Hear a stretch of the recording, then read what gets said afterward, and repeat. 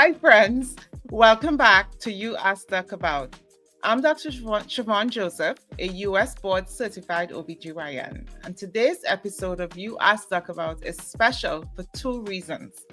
First, we're diving into an update on PCOS, a condition that affects many women, but it has more myths than facts floating around online. And second, I'm celebrating 8 years of creating PCOS content online. Over the past 8 years, I've answered your questions, busted myths, and shared what science actually says about PCOS.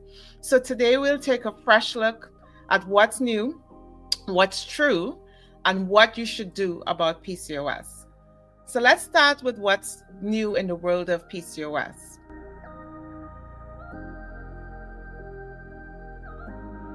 The way we diagnose PCOS is evolving. Traditionally, we focused on just irregular periods, elevated male hormones, or polycystic ovaries on ultrasound. Now, experts are emphasizing the whole health picture, especially your metabolic health. Things like insulin resistance, cholesterol, and high blood pressure.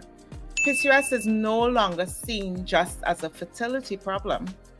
We now recognize it as a lifelong condition that can affect heart health, mental health, and even cancer risk if periods are not regulated. There's a shift in treatment approaches as a result.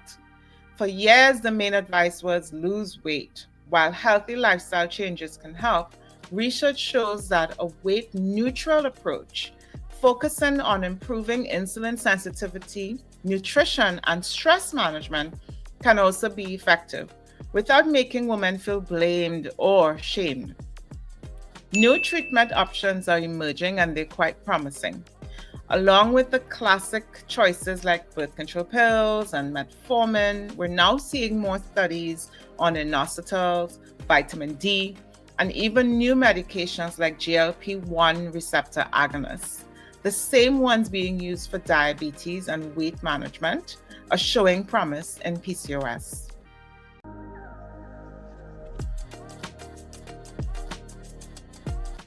And what's true? I always find the need to clarify myths versus facts regarding PCOS.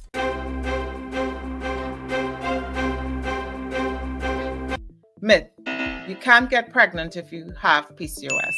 This is not true. Fertility can be impacted, but many women conceive with the right care. I looked into the rates of unplanned pregnancies in women with PCOS because I do see it in the office, and the shock of discovering the pregnancy is often dramatic. There are no readily available statistics or clear rates for unplanned pregnancies in women with PCOS, but it can be a concern, especially for women who have spent years believing they were infertile and may not be using reliable contraception as a result. While PCOS can lead to irregular cycles, making it harder to track your ovulation, it doesn't prevent pregnancy.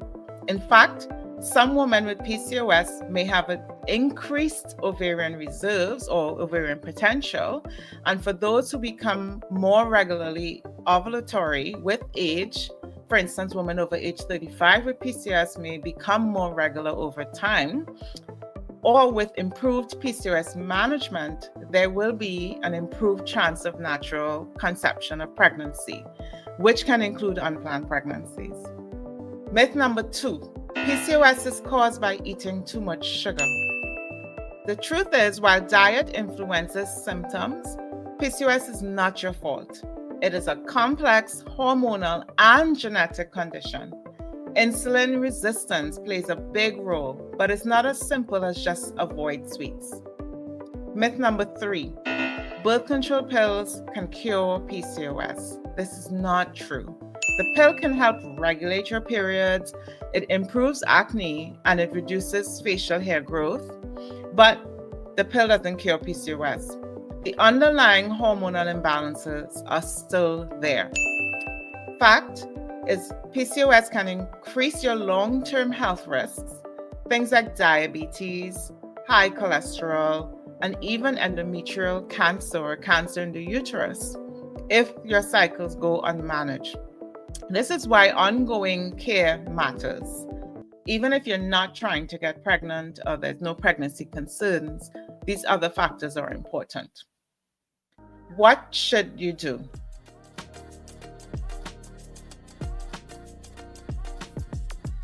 I try to offer my clients practical, evidence-based advice. Step 1, know your type of PCOS. Remember that PCOS presents differently. Irregular periods, acne, hair growth, weight gain, or mostly metabolic changes. Step 2, know your numbers. This is a recurrent theme in all of our posts and lives and all the other content over the past 8 years. Get checked.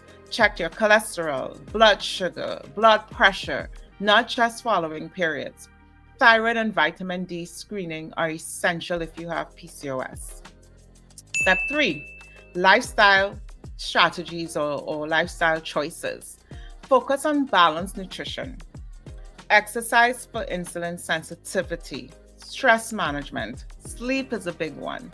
Strength training, hit those weights. You will not get too hard or too masculine if you work out. That's just not likely to happen for most women. And for my skinny girls out there, feel free to understand that you may have lean PCOS. You can browse through our content to see the focus I've placed on women who are on the thinner side of things that suffer with symptoms of PCOS as well. You will also need to better manage abnormal symptoms by working out. Your body fat percentage, whether it's under or over your ideal, will play an important role in hormonal balance.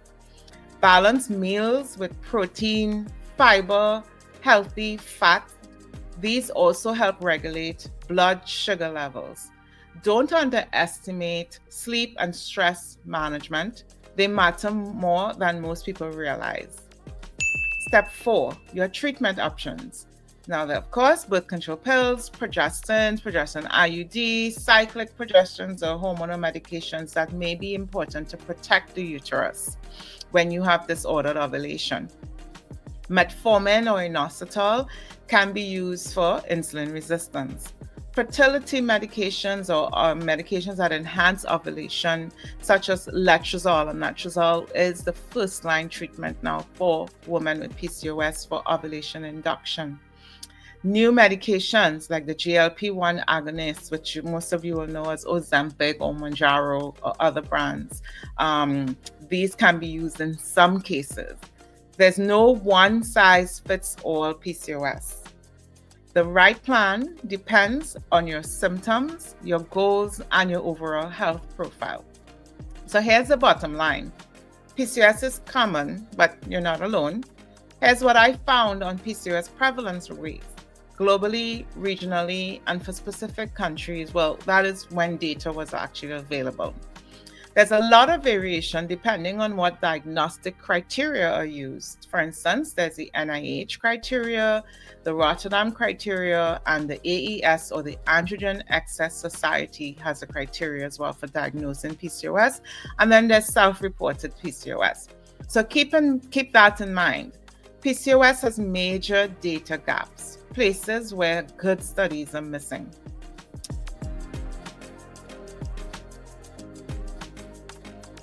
So the key takeaways are that the range of PCOS prevalence globally is roughly between 5 to 12%, depending on the diagnostic criteria.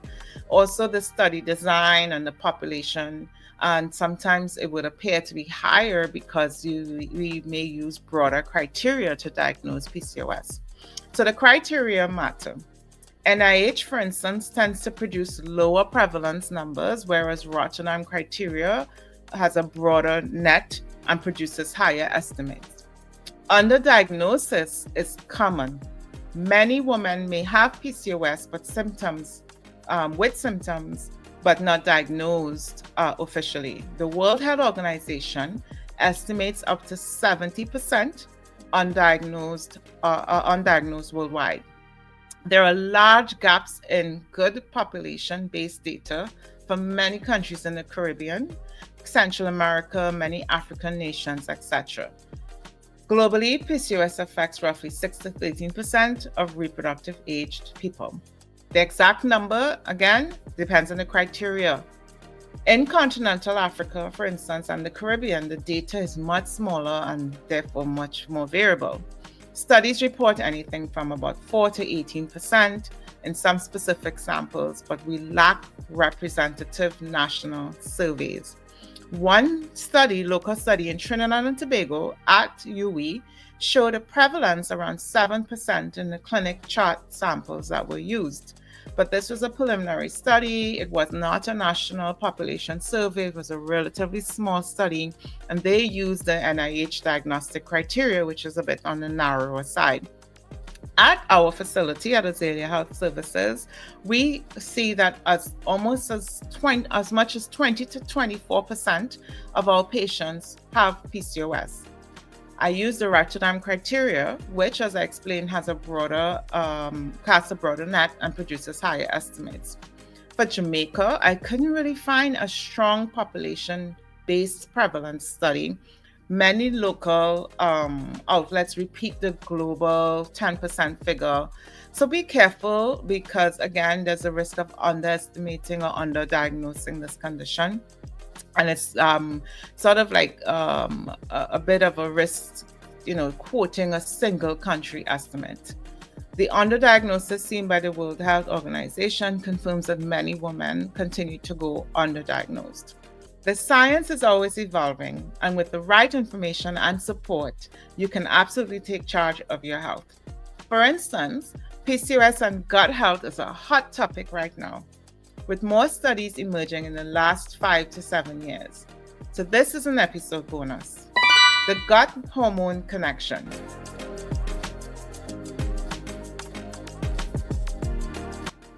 Your gut microbiome, right? So basically there are trillions of bacteria living inside of you that can affect your PCOS symptoms.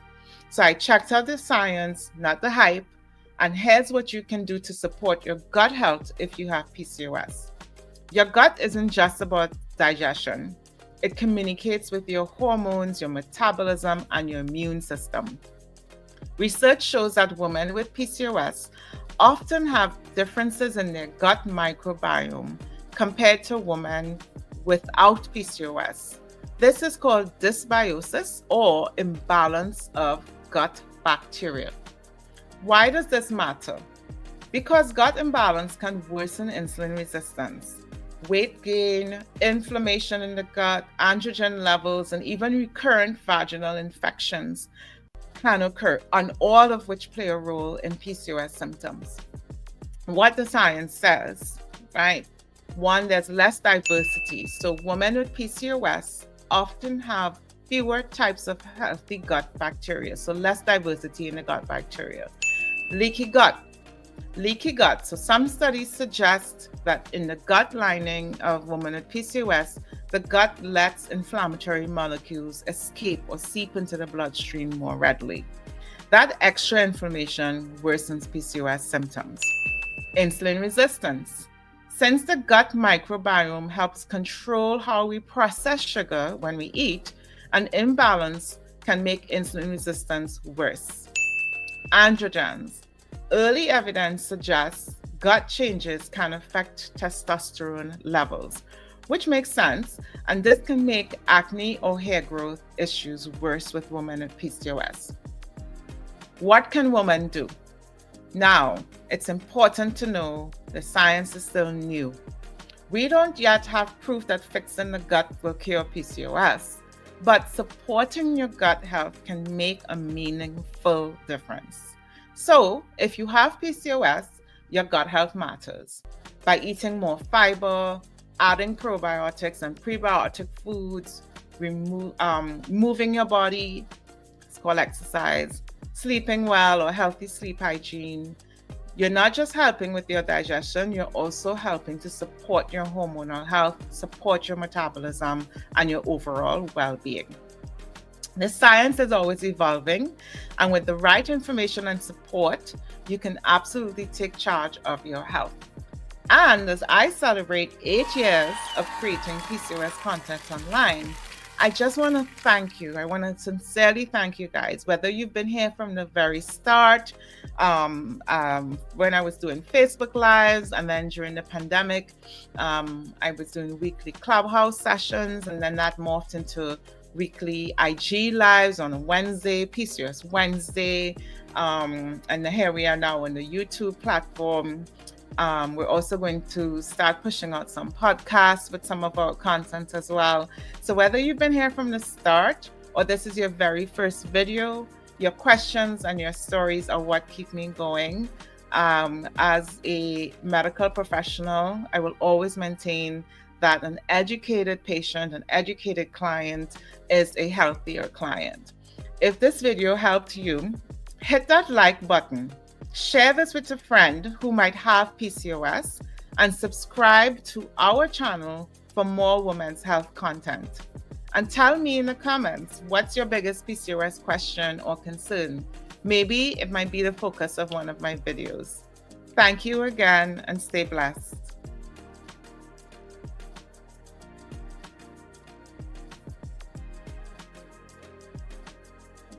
Also book an online consultation with me for a one-on-one discussion of your specific concerns. Bookings for online consults can be made easily via our website. You'll see all the details below, but visit us at azaleahealthtt.com.